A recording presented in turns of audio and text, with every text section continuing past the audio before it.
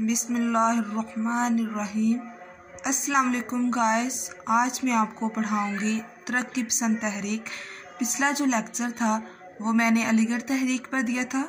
आज मैं तरक्की पसंद तहरीक के बारे में आपको पढ़ाऊँगी। तरक्की पसंद तहरीक का आगाज़ कब हुआ, इसके मक़ासद क्या हैं और कौन कौन से अफसाना नगार, नावल नगार और कौन से अहम शायर हैं जिन्होंने तरक्की पसंदियत को अपनाया, वो सब आपके साथ आज मैं शेयर करूँगी। तरक्की पसंद तहरीक उर्दू अदब के फ़रोग़ में बहुत सी तहरीकों का किरदार फरमा रहा। हर तहरीक ने उर्दू ज़ुबान और अदब की तरवीज और तरक्की में अपना अपना किरदार अदा किया।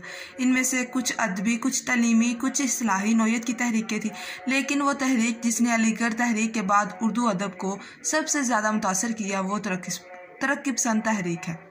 यानी सबसे पहले अलीगढ़ तहरीक आती है, फिर तरक्की पसंद तहरीक ने अपना लोहा मनवाया। ये पहली बाकायदा तहरीक है जिसका अपना बाज़ाब्ता मंशूर भी लिखा गया।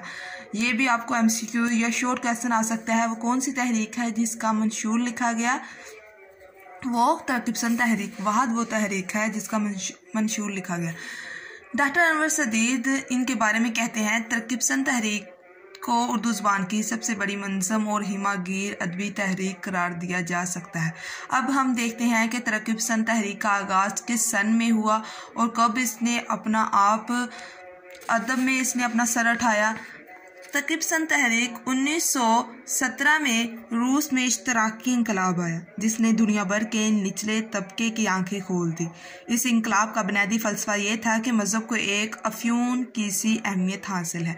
यानी अफ्यून एक नशा है, अफ्यून एक जो है नशे की एक किस्म है, उसको कहते हैं कि मज़हब को एक नशे की सी अहमियत हासिल है। इंसान का सबसे बड़ा मसला मज़हब नहीं बल्कि मुआशी यानी रोज़गार है। ये ठीक बात है कि जो इंसान का मसला है वो ज़्यादा रोज़गार है, कि आजकल बहुत से ऐसे लोग हैं जो अमीर तबका है वो अमीर से अमीर तर होता जा रहा है, जो गरीब है वो गरीब से गरीब तर। उन्होंने भी इस बात पर दिया जोर कि जो मज़हब नहीं हमारा मसला यानी हमारा पेट का मसला यानी रोज़गार का मसला है। और उर्दू और अदब की रूह से दुनिया का सबसे बड़ा मज़हब इंसानियत है और अदब का काम लोगों को मज़हब की जकड़बंदियों से निकाल कर आज़ाद करना है। यही नज़रियात थे जो तरक्की पसंद तहरीक के आगाज़ का सबब बने। दूसरी तरफ जर्मनी में 1932 में हिटलर आमराना नज़रियात पर मबनी निज़ाम कायम करने की कोशिश में लगा, जिससे जर्मनी की तहजीब व तमद्दुन को नुकसान पहुँच रहा था। इसके अलावा इसने बड़े शायरों और अदीबों को गिरफ्तार कर लिया। और किन शायरों और अदीबों को गिरफ्तार किया, इनमें आइंस्टाइन और अर्नस्ट वगैरह भी शामिल थे। हिटलर के इस जालमाना इक़दाम पर 1932 में पेरिस में बाज़ शोहराए आफाक शख्सियतों ने कल्चर और सकाफ़त की हिफाजत के लिए तमाम दुनिया के अदीबों की एक कॉन्फ्रेंस बुलाई। हिंदुस्तान से किसी बड़े अदीब ने इस कॉन्फ्रेंस में शिरकत नहीं की, मासवाए यानी इसके अलावा सजाद ज़हीर और मलक राज आनंद के, जो कि इस वक्त लंदन में तालीम हासिल कर रहे थे। इन दो लोगों के सिवा किसी ने भी कॉन्फ्रेंस में शिरकत नहीं की। अब देखते हैं कि तरक्की पसंद जो मक़ासद थे तरक्की पसंद तहरीक के वो कौन से थे। यानी इसमें 5-6 मक़ासद थे जो मद्देनज़र, बिल्कुल मैंने शॉर्ट लिखा हुआ है। इन पॉइंटों को आप लॉन्ग भी कर सकते हैं। अगर कोई चाहता है कि मैं इस क्वेश्चन को और ज़्यादा लॉन्ग बनाऊं तो इनको तफसील से भी बता सकता है, लेकिन हमारा मकसद है कि हम हर वो बात पूरी कर दें इस सवाल में जिसकी ज़रूरत है। उर्दू अदब को अदब बराए ज़िंदगी करार देना था, यानी इन्होंने अदब बराए अदब का नारा लगाया था, यानी ख़ास नज़रिए के मुताबिक अदब तख्लीक करना था, अदब की नौइयत को बदल देना था, अदब के ज़रिए मुआशी इनकलाब की राह हमवार करना था, इंसानियत को मज़हब करार देना था, पसमानदा तबकों की हमायत करना था। वो कहते थे जो छोटे तबके हैं यानी जो गरीब तबका है उसका हमने साथ देना है। और उन्होंने कहा था कि इंसानियत ही हमारा सबसे बड़ा मज़हब है, कि इंसान मुसलमान एक दूसरे के भाई भाई हैं, तो हमें इस बात को पूरा इस पर अमल करना चाहिए। और सबसे बढ़ के अदब के पर्दे में रहकर मार्क्सिज्म, कम्युनिज्म और सोशलिज़म की इशाअत करना थी। अब इन्होंने शायरी के हवाले से कौन से लोग थे जिन्होंने खिदमात पेश की? शायरी के में सबसे पहले जो आते हैं, तरक्की पसंद तहरीक के ज़्यादातर शोरा ने गज़ल की जगह आज़ाद नज़्म को फ़रोग़ देने की कोशिश की, क्योंकि इनके बयान की वुसअत और ख़यालात के प्रचार के लिए गज़ल काफ़ी तंग और नज़्म ज़्यादा मौजू थी। तरक्की पसंद शोरा में सबसे पहला नाम अली सरदार जाफ़री का है। ये एक लड़की है, अली सरदार जाफ़री, मार्क्सी फ़लसफ़े के दिलदादा थे, लड़का है। उनकी शायरी ये मुझे भूल जाता है, जैसे वो एक है ना नाम अफसाना नगार, उसका नाम है शायद असमत चुगताई है, ज़हन से स्किप हो गया, वो भी पता नहीं चलता कि ये लड़की है या लड़का है। अक्सर जो तालिब इल्म या मैं खुद भी यही सोचती हूँ कि वो शायद लड़का या लड़की है, लेकिन मतलब बड़ी मुश्किल से याद रखना पड़ता है कि ये लड़का है या लड़की है। इनकी शायरी मार्क्सी फ़लसफ़े के दिलदादा थे वो, जो अली सरदार जाफ़री थे। उनकी शायरी इसी नज़रिए के गिर्द घूमती है। तरक्की पसंद शोरा में सबसे बड़ा नाम फैज़ अहमद फैज़ का भी है। ये तरक्की पसंद शोरा में आते हैं। इनकी शायरी इश्क व इनकलाब के इम्तजाज की शायरी थी। उन्होंने अपने अंदर की आवाज़ को ज़िंदा रखा। एक और अहम नाम साहर लधानवी है, जिन्होंने चकले, ताजमहल और मदाम जैसी नज़में लिखी। इनका शेर है, ये महलों, ये तख्तों, ये ताजों की दुनिया, ये इंसान के दुश्मन समाजों की दुनिया। ये इसमें आप ऐड कर सकते हैं यहाँ। और सरदार अली जाफ़री का शेर है कि मेरे हाथ से मेरा कलम छीन लो, मेरे हाथ से मेरा कलम छीन लो और मुझे एक बंदूक दे दो। इसके अलावा ज़हीर काश्मीरी, इसरारुल हक एजाज, अहमद नदीम कासमी का नाम भी तरक्की पसंद शोरा में नहायत अहमियत का हामिल है। अब हम देख लेते हैं कि अफसाना नगार कौन कौन से हैं, और जिस शोरा का हमने जिक्र किया उनका एक एक शेर बता दें तो ज़्यादा बेहतर है। जैसे साहर लधानवी का भी मैंने बता दिया है और सरदार अली जाफ़री का भी बता दिया है, अली सरदार जाफ़री है उसका नाम।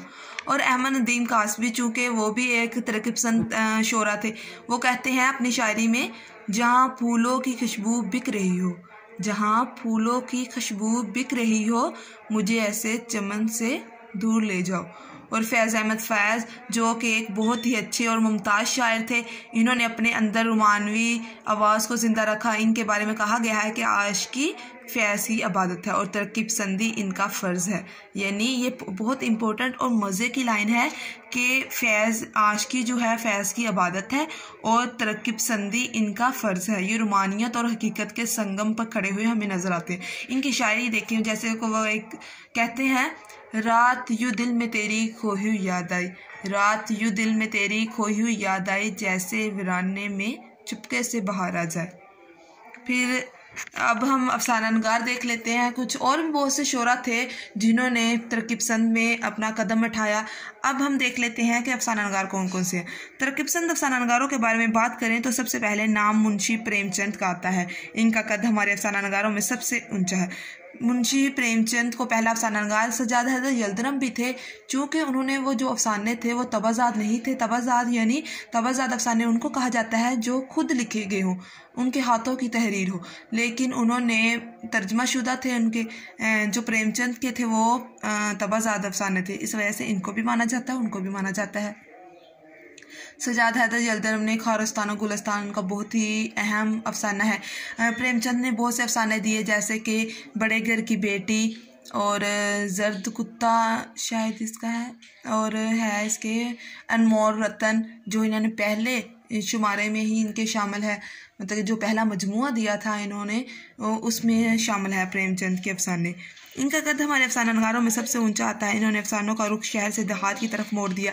इनके अफसानों में कफन, ये देखो कफन, सोज़े वतन है इनका, उसमें इनका सबसे पहला जो अफसाना है वो अनमोल रतन के नाम से है। अहमद अली ने अपने अफसानों में दिल्ली के एक मखसूस तबके की तस्वीर कशी की है। इन्होंने हकीकत की तर्जमानी की। रशीद जहाँ के अफसानों में फ़नी पुख्तगी नहीं मिलती, लेकिन अंगारे के मुसन्नफ़ीन में वो औरतों के हकूक़ की तर्जमानी करते हुए नज़र आते हैं। इनके अफसानों में फ़नी खामियाँ भी नज़र आती हैं। फिर आते हैं डॉक्टर अख्तर रायपुरी के अफसानों में रुमानियत के असरात मिलते हैं। तरक्की पसंद तहरीर से वाबस्तगी के बाद इनके अफसानों पर तरक्की पसंदाना नज़रियात की छाप मिलती है। इनके अलावा सआदत हसन मिंटू, इसमत चुगताई और और कृष्ण चंद्र का शुमार तरक्की पसंद तहरीक में होता है। हमने बात की कि अफसाना नगार जो होते हैं इन्होंने तरक्की पसंदियत में बहुत अहम किरदार अदा किए। फिर प्रेमचंद सबसे पहले थे। प्रेमचंद जो थे वो देहात की तस्वीर कशी करते हुए ज़्यादा दिखाई देते हैं। फिर इनकी दूसरी जो खुसूसियत थी वो आदर्शवाद, इनकी फ़िक्री खुसूसियत है। इनका ईमान है कि इंसान फितरतन नेक होता है। वो कहते हैं इंसान जो वो एक मजमून में भी लिखते हैं, इक़्तिबास है, बुरा शख्स बिल्कुल बुरा नहीं होता, इसमें कहीं फरिश्ता ज़रूर छपा होता है। इस पोशीदा फरिश्ते को उभारना और इसका सामने लाना एक कामयाब अफसाना नगार का शेवा है। इन्होंने एक मजमून में ये लिखा था। फिर ये पहले तरक्की पसंद अफसाना नगार हैं। इनके अफसाने सवा शेर, गेहियो, कफन, जेवर का डब्बा, बड़े घर की बेटी, अनमोल रतन और भी बहुत से ऐसे बेशुमार इनके अफसाने हैं इन्होंने लिखे। फिर अगर हम मिंटू की बात करें, वो भी बहुत अच्छे अफसाना नगार हैं। इन्होंने मर्द और औरत के किरदारों के नमूने मिलते हैं इनके अफसानों में हमें। मिंटू ने अपने किरदारों की नफ्सियाती उलझनों और अंदरूनी कशमकश को ज़बान देते हुए दिखाई देते हैं। इन्होंने गिरे हुए किरदारों के लिए इंसान के दिल में मोहब्बत पैदा की मिंटू ने। इनके अफसानों में ठंडा गोश्त, धुआं, डब्बा, टैक्सिंग, काली शलवार, जिस पर मुकदमा भी हुआ था, काली शलवार पर भी, ठंडे गोश्त पर भी इनके मुकदमा हुआ, खाली बोतलें और खाली डिब्बे भी इनका एक मजमुआ है मिंटू का। फिर आते हैं इंतज़ार हुसैन। इंतज़ार हुसैन की ख़ास बात यह है कि वह हकीकत और तरीक़ को एक ही लड़ी में परोना जानते हैं, लेकिन वो कभी भी हकीकत नगारी और तरीक़ की रूह में नहीं बहते। इनका बहुत ही अच्छा अहम अफसाना कश्ती, जिसमें इन्होंने तरीक़ी हमें वाक़यात दिखाए गए हैं। अहमद नदीम कासमी, मिंटू ने कहा है अहमद नदीम कासमी के बारे में, कहते हैं मैं अदब का वज़ीर दाखिला और तू अदब का वज़ीर खारजा। इन्होंने एक ख़त में ये लिखा था अहमद नदीम कासमी को। फिर इनके जो अफसाने हैं, परमेश्वर सिंह, बहुत ही घर से घर तक, सिफारिश वगैरह, इनके अफसाने शामिल है। अब हम देखते हैं तनकीद नगार, नावल नगार देख लेते हैं। तनकीद नगार भी हैं, वो भी मैं आपको बताऊंगी। कुछ तनकीद नगार ऐसे हैं जिन्होंने तरक्की पसंदियत को अपनाया। अब नावल नगार भी बहुत सारा ज़्यादा हैं, जैसे हो गए डिप्टी नज़ीर अहमद, जिसको पहले नावल नगार माना जाता है। इनका है तौबतुन नसूह, मीरातुल अरूस और बहुत से ऐसे नावल हैं इनके। फिर कृष्ण चंद्र का नावल है शिकस्त, असमत चुगताई का है टेढ़ी लकीर, कुर्रतुल ऐन हैदर का है मेरे सनम मेरे खाने आका दरिया। इन्होंने जो कुर्रतुल ऐन हैदर ने जो अफसाने लिखे हैं ना, वो मेरे सनम मेरे खाने, ये एक शेर का पहला मिसरा है। यानी इन्होंने ज़्यादातर अफसाने नावल ऐसे लिखे हैं जो पहले मिसरे लिया, इन्होंने शेर का पहला ही मिसरा ले लिया। आँख का दरिया इनका बहुत ही अहम नावल है। फिर इस सिनफ को आगे बढ़ाते हुए पंडित रतन नाथ सरशार, अब्दुल हलीम शरर, सजाद हुसैन, राशिदुल खैरी, मिर्ज़ा हादी रुस्वा वगैरह के नाम शामिल हैं।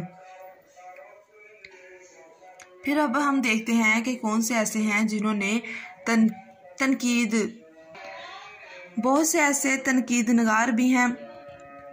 जैसे देखते हैं सजाद ज़हीर, इनका तनकीदी किताब है रोशनाई, ये मार्कसी का तनकीद नगार है। एहतशाम हुसैन, इन्होंने तनकीद पर किताब दी, अदब और समाज, तनकीद और अमली तनकीद, तनकीदी जायज़े। डॉक्टर वज़ीर आगा ने तनकीद पर बहुत ही किताबें दी, लेकिन ये हैं ज़्यादातर तरक्की पसंदियत। सैयद वक़ार अज़ीम, अबादत बरेवली और ज़हीर काश्मीरी ने दी है लेनन और लिटरेचर और मार्क्स का नज़रिया अदब। ये कुछ आप बता दीजिएगा आखिर पर के कुछ तनकीद नगार भी हैं जो तरक्की पसंद से मुतासर हुए। उम्मीद है कि आपको इस क्वेश्चन की समझ आ गई होगी। अगर किसी बात की समझ नहीं आई तो आप कमेंट बॉक्स में मुझसे पूछ सकते हैं। वीडियो अच्छी लगी तो लाइक और सब्सक्राइब ज़रूर करिएगा।